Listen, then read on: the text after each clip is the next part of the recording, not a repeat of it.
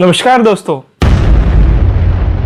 1945 की nuclear bomb attack के बाद जापान लगभग 10 से 20 साल पीछे चला गया था। बाकी सब देशों को लगा था कि जापान को रिकवर होने में काफ़ी साल लग जाएंगे, पर सिर्फ और सिर्फ 2 सालों में जापान ने अपना रिकवरी फेज शुरू कर दिया और अगले 15 सालों में जापान बाकी सारे देशों से आगे चला गया। दोस्तों, जापान की इस दुगनी गति से आगे बढ़ने का राज और कोई नहीं, यहाँ के लोग हैं। दोस्तों, कई लोगों का कहना है कि जापानी लोग अन्य लोगों की कंपेयर में ज़्यादा बुद्धिमान होते हैं। Is this really true? दोस्तों, जब हम जापान के बारे में बात करते हैं तो हम टेक्नोलॉजी और इनोवेटिव इन्वेंशन से भरी एक पूरी कम्युनिटी, 90% आबादी हायर एजुकेशन में ट्रेन और एक सिविलाइज्ड और हाईली एजुकेटेड नेशन को देखते हैं। दोस्तों, ऐसी क्या चीज़ है जो जापानी लोगों को इतना स्मार्ट बनाती है कि जापान को इन्होंने यहाँ से यहाँ पहुँचा दिया? क्यों सिर्फ जापानी लोगों को ही बाकी सबके कंपैरिजन में इतना इंटेलिजेंट माना जाता है? और क्या सही में जापानीज और रेस्ट ऑफ द वर्ल्ड की बुद्धि में कोई अंतर है? और क्या सही में उनके पास एक्स्ट्रा IQ है? और क्या सही में जापानीज हम सभी से बेहतर है? आइए जानते हैं इन सभी सवालों के जवाब आज की इस वीडियो में। कई लोगों का ये कहना है कि जापानी लोगों का IQ बाकी सबकी तुलना में बहुत अधिक होता है। एक पूरी तरह से गलत और रेसिस्ट विचार जो रेस्ट ऑफ द वर्ल्ड और खुद जापानीज दोनों को ही नुकसान पहुंचाता है। ये प्रिवेलेंट विचार कि जापानी लोग ज्यादा बुद्धिमान होते हैं जापानी लोगों के लिए एक ऑब्लिगेशन पैदा करता है जो अस्तित्व में एग्जिस्ट ही नहीं करता। Not to mention that IQ is something individual, जिसे किसी की जाति या अपीयरेंस से डिफाइन नहीं किया जा सकता। हाँ, जापानीज के पास हाई IQ हो सकता है, पर साथ ही अफ्रीकन्स, मैक्सिकन्स और ब्राजीलियंस के पास भी हाई IQ है। पर एक्चुअली में सब कुछ एक इंडिविजुअल के दिमाग और उसके वे ऑफ लिविंग पर डिपेंड करता है। Now there is no scientific study that claims that Japanese people have a high IQ in a natural genetic way और whatever you are imagining. In fact Brazilians की creative capacity personally मुझे ज़्यादा Impress करती है। Japanese और हम सब के बीच में IQ या सुपेरियरिटी में कोई अंतर नहीं है। दुनिया भर से ध्यान खींचने वाली ये इंटेलिजेंस एक बेटर एजुकेशन और कल्चर का परिणाम है। जापानीज इंटेलिजेंस किसी के पास भी हो सकती है, बट महत्वपूर्ण बात तो ये है कि आप उस इंटेलिजेंस को पाने के लिए कितना एफर्ट लगाते हो। अगर हम दूसरे एंगल से सोचते तो the Japanese shouldn't be smart, क्योंकि जापान लंबे समय तक दुनिया के बाकी सारे हिस्सों से आइसोलेट रहा, फिर वॉर में भी रहा। और जापानीज लोग अपनी भाषा में इडियोग्राम्स का इस्तेमाल करते हैं, विच इनफैक्ट इज वेरी सिंपल। और अभी भी वो लोग चॉपस्टिक से खाना खाते हैं। जापान के कल्चर्स और वहाँ की शिक्षा जो वहाँ के लोगों को मिलती है, उनकी लाइफस्टाइल को इन्फ्लुएंस करती है। अगर हम इसे दूसरे एंगल से देखते हैं तो हम ये पूछ सकते हैं कि क्या जापानीज ज़्यादा बुद्धिमान है या हमारे नेशंस के लोग ज़्यादा मूर्ख है?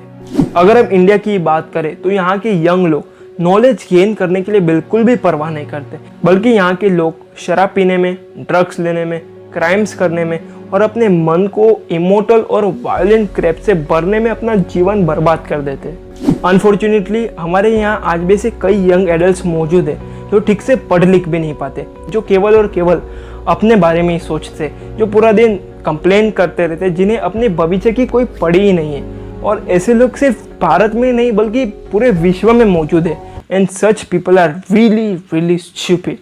दूसरी ओर जापानी लोगों की लाइफस्टाइल पूरी अलग होती है। उन्हें स्कूल में ही ओमोन तेनाशी यानी कि हॉस्पिटैलिटी सिखाई जाती है, और इसलिए जापानी लोग काफ़ी हम्बल रहते हैं और काफ़ी पोलाइट नेचर के होते हैं और हमेशा अपने बजाय पहले दूसरों के बारे में सोचते हैं। Apart from IQ thing and lifestyle, ऐसे कई रीजंस है जो जापानी लोगों को बाकियों से ज़्यादा इंटेलिजेंट और स्मार्ट बनाती है। Number 1, Japanese language stimulates memory. Japanese writing makes them have a better memory and intelligence of another level. वहाँ के लोग दुनिया को एक ऐसे नज़रों से देखते जिस नज़रों से हम भी नहीं देख पाते। वो लोग जापानीज लैंग्वेज के यूनिक इडियोग्राम्स और वर्ड फॉर्मेशन बनाते जिससे उन्हें किसी भी चीज़ को समझने में और याद रखने में आसानी हो। Number 2, feeding the orientals. Japanese really eat well.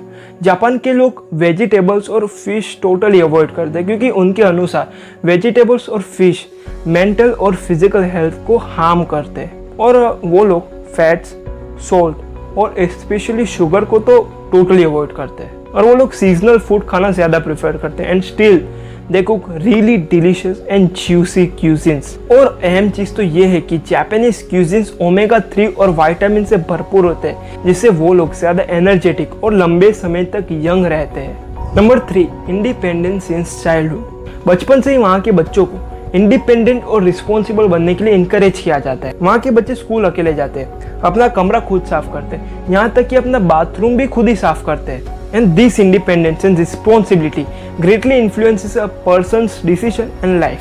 So that's why they focus on doing really useful things.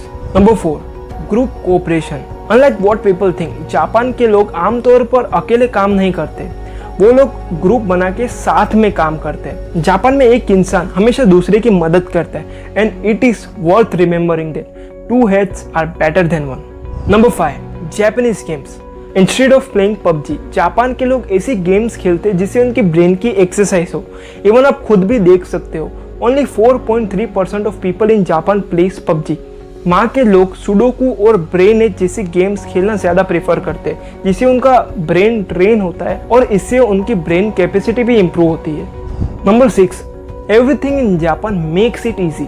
Japan के लोग हार्ड वर्क से ज़्यादा स्मार्ट वर्क में बिलीव करते हैं। आप जापान के मॉल्स देख लो, स्टेशंस देख लो, वेंडिंग मशीन्स देख लो, सब काम ऐसे फटाफट हो जाता है और इससे कुल 3 फायदे होते हैं। एक तो उनकी लाइफ एकदम इजी हो जाती है, दूसरा उनका काफ़ी टाइम बचता है और तीसरा टाइम बचने से वो लोग अपना दिमाग नई नई टेक्नोलॉजीज बनाने में लगाते हैं। लास्ट में मैं इतना कहना चाहता हूँ कि apart from genetics, IQ, discipline, hard work, intelligence, Japanese लोगों से हमें द वैल्यू ऑफ टाइम सीखनी चाहिए। वहाँ के लोगों के लिए उनकी एक एक मिनट, उनका एक एक सेकंड कीमती होता है। हमारे यहाँ के यंगस्टर्स अपना कीमती टाइम अपने दोस्तों के साथ गेम्स खेलने में, मूवीज देखने में, गॉसिपिंग करने में वेस्ट कर देते हैं और उसी टाइम का वहाँ के लोग बेहतरीन इस्तेमाल करके अपने दोस्तों के साथ बैठ के ये सोचते हैं कि ऐसा क्या कुछ इनोवेटिव करे जिससे हमारे देश की तरक्की और हमारा देश और भी आगे बढ़े। So guys, that's all for this video. आशा करता हूँ कि आपको ये वीडियो पसंद आई हो। And in last, thanks for watching this video.